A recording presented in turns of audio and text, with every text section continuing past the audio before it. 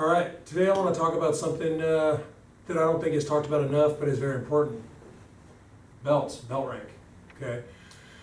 Belt ranking systems in most martial arts are very simple. Jiu Jitsu is no different. What I find though in most systems, especially Jiu Jitsu, Brazilian Jiu Jitsu, is that people get very hung up on the belts and the belt ranks.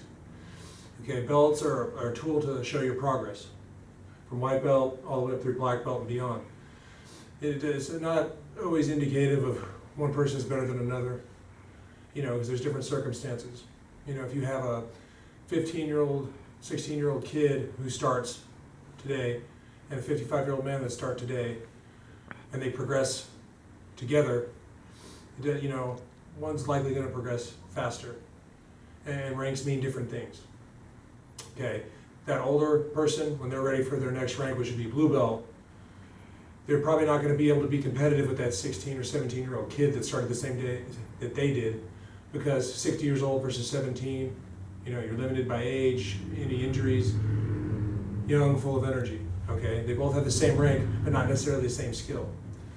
Okay, what I have found as a business owner, that people get really hung up on belts and when's my next belt, when am I get promoted? But you don't show up to class to get promoted. You show up to class to improve, to get better with anything in life, whether you're a basketball player, baseball player, weightlifter. You show up every day to improve what it is you do. It happens that a lot of martial arts, including Brazilian Jiu Jitsu, have ranking systems, so people use that as a goal. And using it as a goal is fine, but it shouldn't be everything.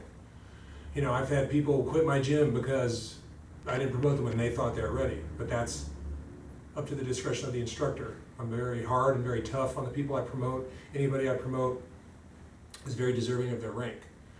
But there are situations. I've had older people in my classes where when I give them a blue belt at 55 years old, and then I promoted someone else who's 28 years old to blue belt on the same day, the 28-year-old's wondering why the same guy got promoted when he beats the other guy up in training. It's a little different. For the 55-year-old man, what he's doing is to the best of his ability at 55 years old, with a 55-year-old's body.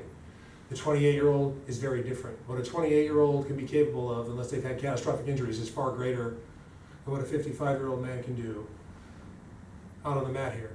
Now, people can surprise us at all ages, but people are so hung up on belt rank. I've had issues here. I've had people have issues all the time. It's an important thing, and it's a milestone. It's something to work towards and be happy about, but it shouldn't be everything. Because at my rank at black belt, I get stripes every certain amount of years just based on time in. I don't even have to train. So what does that say? I can get a black belt and in 3 years be eligible for my first stripe. Doesn't necessarily mean I'm getting better. Rank to me means you're improving, you're getting better, but it doesn't necessarily mean you're better than someone else. It means you're improving for yourself, for your game. That's what people forget. Your game is not going to be my game. My game is not going to be this person's game. It's very individual. It's very personal. Okay, so when you're at a gym and you're training, take it all in stride. There's going to be good days. There's going to be bad days.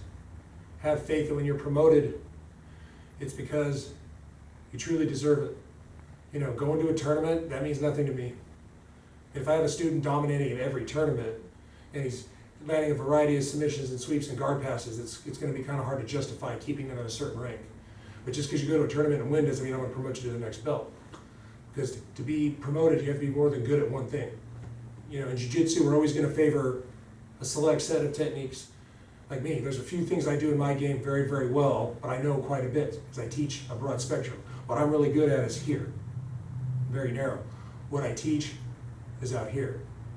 Because it's not fair to teach people just the stuff that I like. I'm 6'6", 250 pounds. I got big hands, long arms. There's things I can do that my other students can't.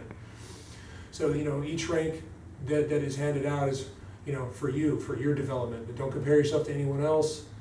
Only just strive to be better for you. Competing is a good test, but it's not necessary, at least to me. I know guys that go to tournaments and kill it, but they're good at one move.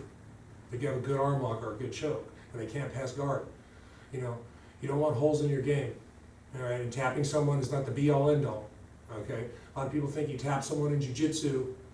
Oh, I'm a blue belt. I tapped a brown belt. I'm at that level. No, you're not. You had a good day, and your first technique worked. It doesn't mean you're better than someone. The only person you should strive to be better than is the person you were yesterday. Don't ever forget that. Keep that in mind when you train, and you'll train for a long time and you'll be very happy.